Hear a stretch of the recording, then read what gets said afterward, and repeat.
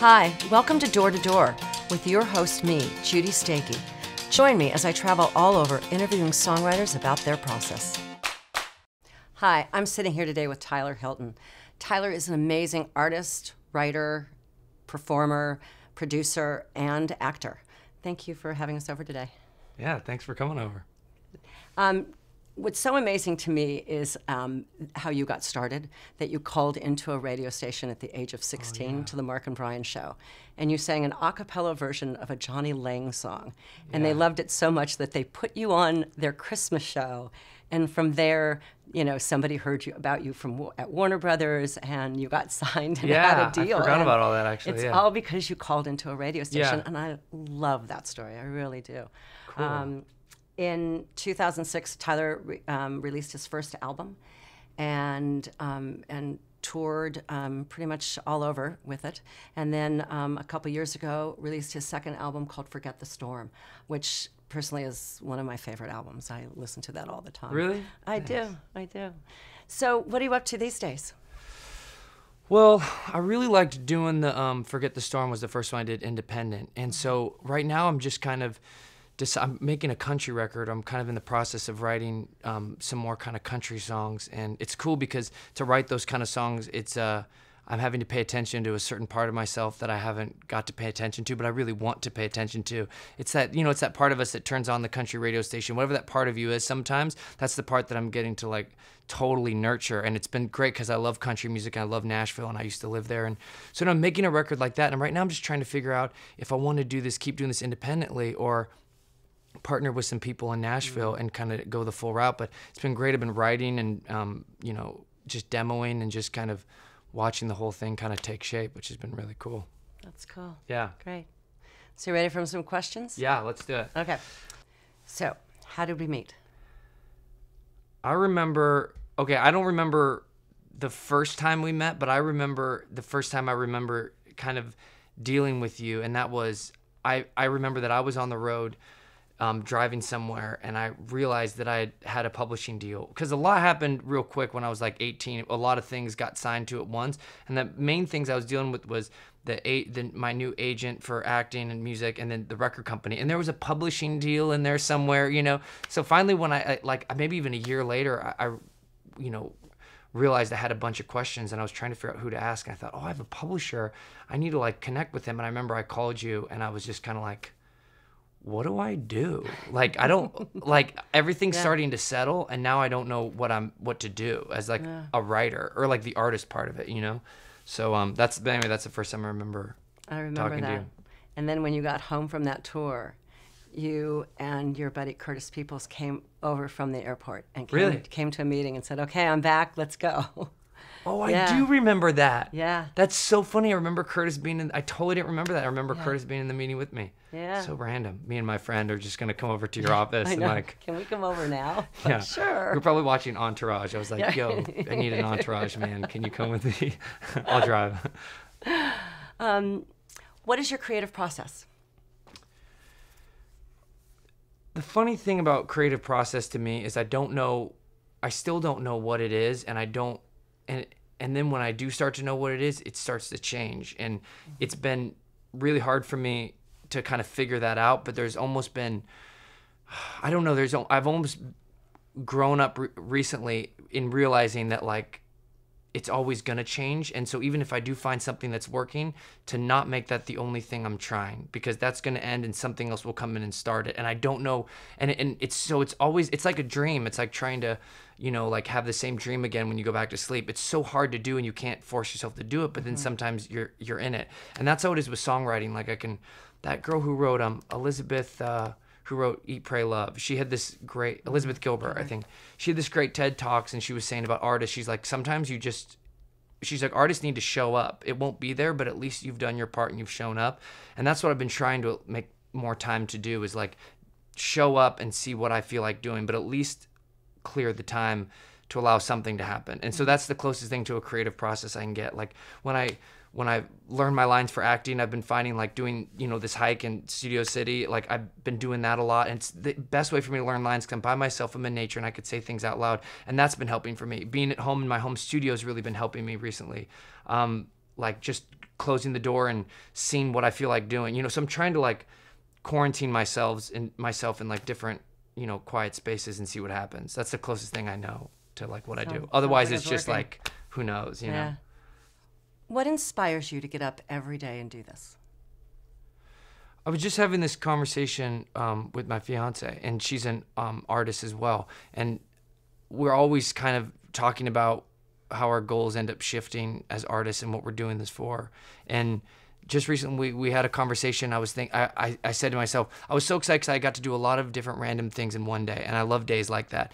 And I said, I think what's starting to shape, you know, come into focus as my goal is to be able to have the freedom to go in whatever direction I want to go at any hour of the day. That excites me for some reason. That makes me feel happy, like, you know, watching I like watching sports or doing it. Just it makes me feel happy. It's like it's just it's a hobby of mine to get to like just do whatever I want and go into as many creative directions as I can. And that honestly is what inspires me every day to do it. Like the money I want to make is to give me the freedom to get to do that. Do you know what I mean? The overhead I want to keep is all to allow myself the freedom to get to do that. Because ultimately, if I could one day, you know, build a table out of wood and the next day write a song and the next day act, like that would be the coolest, you know, if I could do that. So that thought excites me. My ADD excites me. That's what it is. What is the best piece of advice you've been given? You know, I think one of the best pieces of advice I've been given just got given to me, and I can't think of the guy's name. You probably know him. I'll have to ask you afterwards, but he works at a publishing company in Nashville. Really cool guy and really smart. And he told me this little story, and it was just recently, and it's been so inspiring to me. And he went back into the vaults of this publishing company he was working at, and there were all these old demo tapes. And he decided to kind of start going through the names on the tapes and being like, you know, we're not going to keep these masters anymore. They're just demos. Maybe the original writers want them from like 30 years ago. And so he started making calls, and some of the people, there were two different answers he got. Some people were like, please send those to me right away. I really want to hear what's on them. And the other guys would be like, oh, I don't really care. I mean, send them if you want, but I don't really care. And he's like, the successful ones were the people that didn't really care because they continued to write songs and they don't give a shit what was on a demo 30 years ago. The people that were afraid to keep creating and were living in the past were like, let me see that because there might be a song on there that I could use. And I was like, holy crap, like that's where I live. I live in like, well, I wrote this song 5 years ago and it's amazing and no one's found it yet. And all of a sudden it's like, forget it. It's like the next song, the next song, the next song, you know? And I thought that was, you know, just a little anecdote that was so inspiring. It's like, let it go and keep going, you know? Because I know so many artists that dwell on the fact of like, oh man, I wrote all these great songs and I was the same way and like nothing ever happened. You know, it's like, forget those songs. You know, for lightning to strike once, it's not that hard in this business, but to be successful over a whole career, to keep writing those songs, if that was going to be the one song that you were going to write that was going to change the world and that was it wasn't going to matter anyway. It would have been a fun little bump in your life. But like to have done this for a whole life, you know, you have to keep going, you know? So I thought that was really cool. I have a sign in my office that says next. Oh, really? Yeah. Yeah, I do. Whoa. Yeah. Absolutely. I need to get the same kind of sign. Yeah. It's great. And that's the hardest thing to do too, especially because it's all these things you've created that are your favorite thing you've ever done. And then you're like, next, a lot of luggage. Know? Yeah. It's a lot of luggage to carry around. Yeah, that's funny. Do you have a great co-writing tip for budding young songwriters out there? Well, the thing that helps me do it, because every single time it's nerve-wracking, is just give yourself permission to write a bad song. And that way you don't kind of worry if their idea, they really seem into an idea that you're not really into, or you feel dumb about giving an idea. I mean, it's going to be really hard. It's really hard to write an amazing song. Mm-hmm. It's even harder to write an amazing song the first time or second time you're with somebody. And in the meantime, a lot of songs that I've written as like terrible songs that no one should hear are some of my favorite songs I've written. You know, it's just a mindset thing to loosen things up. So just go in there and write a terrible song. You probably have to write like 4 terrible songs before a great one comes anyway. So just like write one of them today, you know, and it takes the whole pressure off it and then it just becomes fun, you know? That is great advice. I like that. If you could have one superpower, what would it be and why? You know, it sounds really creepy. Someone just asked me this and I really thought about it, and it was not in an interview situation. And I thought, I wonder what my answer would be if it's not like, well, I'd like to fly, you know, but I was thinking, what would it be if I could have a superhero power? And I think it would be, to be invisible, because I think the ability to be able to observe people without being an observer that's being aware of would be amazing. Like if I could, it sounds super voyeuristic, but if you could see people and situations and be able to take them in and not be aware that you're, that other people are aware of you, that would be incredible to me. And I think, yeah, that's my creepy superhero thing that I would love. It's actually a popular one. Is it really? Yeah. Oh, Yeah. Good. That and flying. Oh, really? Yeah. Yeah. Wow, so You could be invisible is like, yeah, cool. absolutely. All So right. that's a great power. To Yeah, be it able would to be, be right? in the room and you could hear what people are talking about. Yeah. And they'd be honest. Yeah. Yeah, it's great. And you get to see people, Especially since the observer actually does affect Yeah, exactly. the situation. So when you take the observer out of it, you have a completely different So you're like situation. seeing life without you in it at all. Yeah. Like what life would look like without you affecting it anyway. It's a wonderful life. Yeah. There you go. Yeah, it's like, wow, that's a lot of fun It's a without me wonderful in life, this. the invisible life. So if you weren't doing this, what would you do for a living? I think, I really like writing and creative things. So I thought about journalism would be really cool. I've always loved to to write. Teaching is something most of my family does, and I always thought I would love to teach, love to be around kids and love to educate and inspire would be, really great. And I've also really wanted to get into aeronautics. I thought it'd be awesome to be an airline pilot. That would be so random, but if I came home at the end of the day and went to bed, before I turned off my light, I'd be like, I'm an airplane pilot. And I would go to sleep and be so excited. That would be the coolest thing, I think. Well, then you could fly also. So you could get your wish of being invisible, and then And you I could could fly fly, through yeah. the aeronautics. What is your least favorite word to use in a song? Whoa, my least favorite word to use in a song.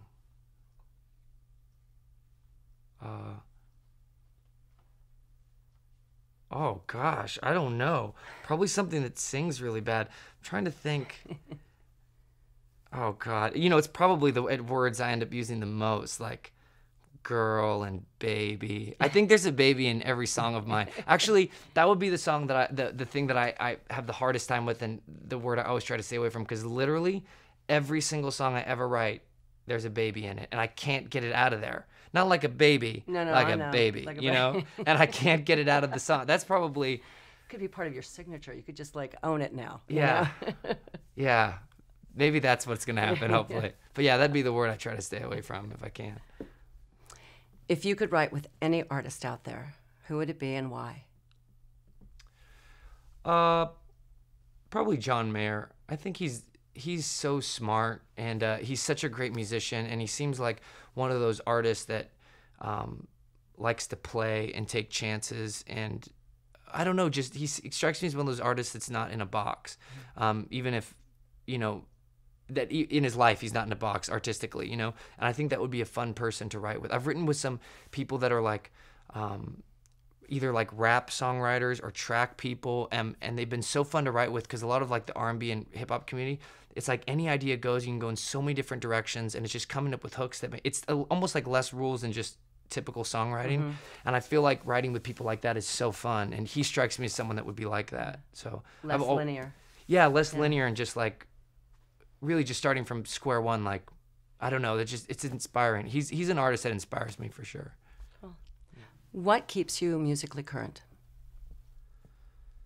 I've tried to be conscious of that my whole career, even though I'm young and probably of the people that of the demo that would listen to hip music, but I never really have, and so I've had to kind of go out of my way to make sure I stay that way. So I really listen to a lot of new records and really try to take them in and try to find favorites and try to find my own style in new music, songs that I like. But the truth is, none of that has really helped near as much as just having friends close to me that know the good music and play it for me accidentally in the car or when I'm at home. Like that's always the way I'm just going to hear about new music. And as much as I try, it's like that book, The Tipping Point. There's just connectors, and there's people that go out there and find that weird music. And I'm not great with technology and looking through blogs for new songs, but like I've got friends like our friend Eric. He stays up late and does that every night. Right. He loves it. And the music he brings to me, I'm like, it's not even for sale. It's weird mixtapes and stuff, but it's amazing. You're like, thank God you went and looked for that, right. So really it's just friends. That's how it's always been. It's a good thing. It's a great answer. So before we go, I have one last question. Before, I asked you about a piece of advice that you had been given. Do you have a piece of advice that you would like to give our viewers now?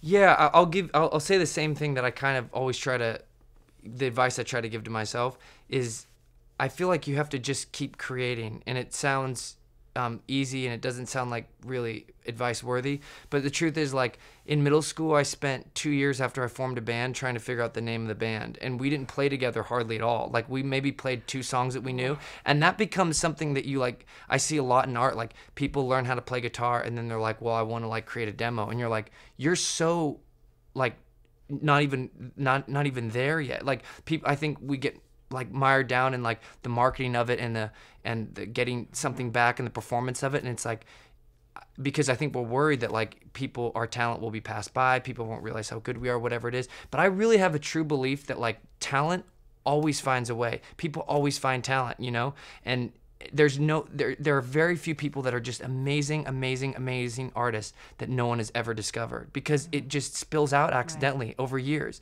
But just patience and, like, doing the boring stuff and learning the chords, and, you know, I've been learning how to use stuff in my studio more often. It's so boring, but it's like, that's the stuff that's, like, that makes you a better artist, you know? And so you just have to keep creating. That's really the main piece of advice. That is great advice. Thanks.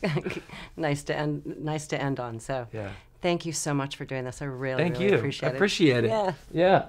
Cool.